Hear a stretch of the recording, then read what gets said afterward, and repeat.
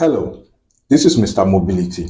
It is true that entry-level and budget Android phones come with chipsets that are not as powerful as the high-end devices. They come with a low amount of RAM, and these are two factors that mean that performance of the device is not as excellent as we would expect.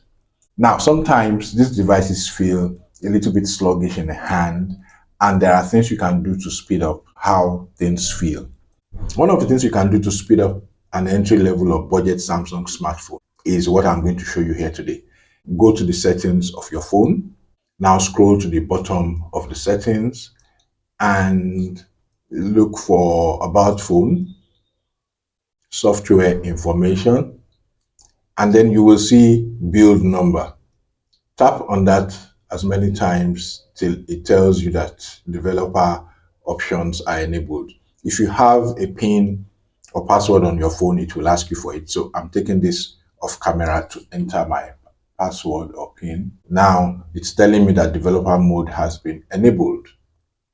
So once you get that same message, what you need to do is go back to the settings, the main menu of your settings, and then scroll to the very bottom. You will now see developer options displayed there. It wasn't there before. So you tap on that. You can see developer options is on. Now scroll down. We're looking for 3 items and they are listed together, so you don't have to hunt around for too long. What are the items we're looking for? Window animation scale, transition animation scale, animator duration scale. These 3 things affect how the animation of your device works, right? When you're moving through your device, the graphical user interface. What we want to do is reduce each of them to half the scale. So we're picking 0.5, animation scale 0.5, 0.5, and then also 0.5.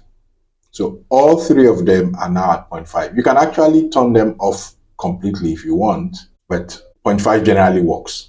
So what do you do now? You go back. Don't turn developer options off. If you turn this off, all those 3 settings that we have changed will go back to their default setting. Just get out of the settings and then you can use your phone. A number of things feel snappier. Still not as snappy as if you are using a flagship Samsung phone, of course, but generally moving through your phone, using all the different features and all that, suddenly feel a little snappier. At least it does on this phone. For me, I have tried it on other phones too, and it did work. There are those who try it and say they don't feel any difference. That's fine. If you try it out and it doesn't feel like there's any difference, you can go back to your phone settings, developer options, and then come to the top here and tap this to turn it off.